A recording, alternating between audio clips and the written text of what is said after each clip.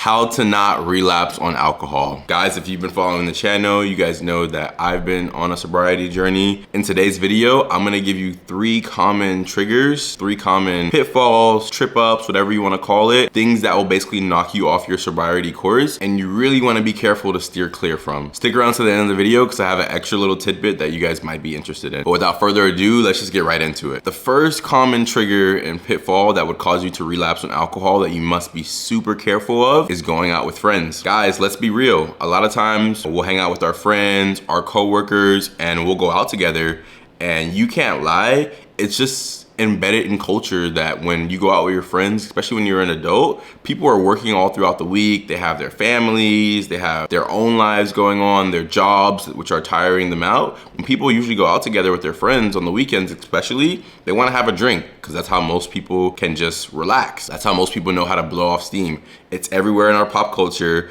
You see it in TV shows, movies. We've literally been programmed to associate alcohol with just taking a break. And it does affect a lot of people, just like within their minds and their bodies when they drink. It really like helps people with like their anxiety and stuff. So there's like physiological reasons behind it too. This is why when you're trying to give up alcohol and not relapse, you might actually have to take a break from your friends. As sad as it sounds, you're on a different journey than them. You've decided that this is what you need to do for yourself. You're not doing it for anybody else. You've decided that this is something you need to do for yourself, and a lot of times other people won't really understand. I remember when I was younger in grade school, like 3rd or 4th grade, I'd be hanging around certain kids and they would do things like maybe like steal candy from people's backpacks or come back early from lunch and play in the classroom. And I remember I tried to do it like the other kids, and time again, these kids got off scot-free and I would get in trouble. And I always felt like bad about it.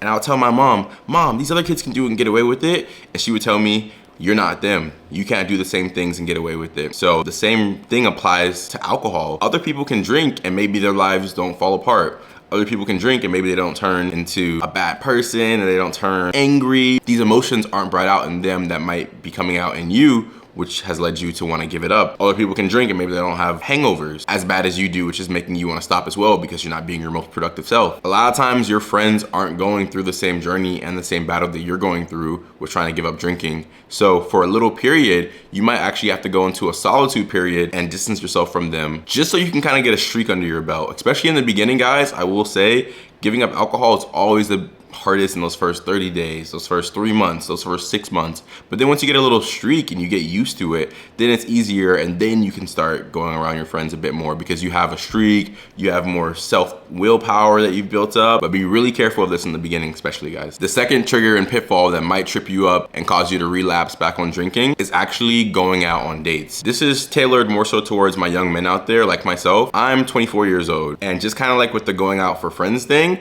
going out on dates, a lot of times, you know, when you go out, you take a young woman out, you might go to a bar for your first date. That's a very common thing amongst young people, especially I live in Los Angeles, California, and LA. It's so common to go get drinks for a first date. It's like, hey, would you like to go get drinks? It's literally what people do, to the point where you might say, Alton, you know, there's a million things that you can do with a girl besides going out drinking with her.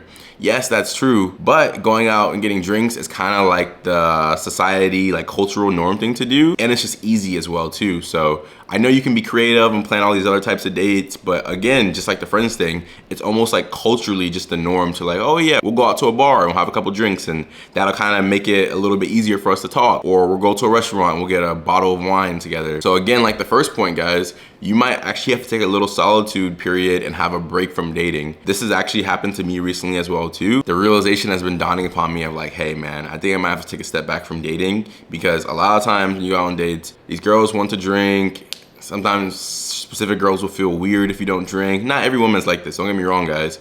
But it's just one of those things that people do. So the second pitfall is actually going out on dates, and you might have to take a little break from this as well too, guys. And the third trigger that might cause you to relapse on alcohol is doing anything that you used to do that would involve alcohol. I know it sounds obvious, guys, but again, when we're trying to give up alcohol and we're trying to give up drinking, we have to change every single thing about ourselves and who we used to be. Depending on how bad it was for you, you know that there was probably a lot of situations in your life that involved alcohol, whether that's work and company parties, going out to restaurants with like friends or family members, I don't know, playing golf with the boys, whatever situations that you used to do that would involve alcohol. A lot of times we think we're stronger than our environment, and we think, oh yeah, we can go and do those things And even if other people are drinking, it's fine. Like, I don't have to have a drink. Guys, you're just making it unnecessarily harder on yourself. Make it where it's easy for yourself to not even want to drink. It's hard to go back into these old situations with a new prerogative. So sometimes it's best just to avoid it altogether. A lot of times we think we're stronger than we are and we're farther along in our journey than we are,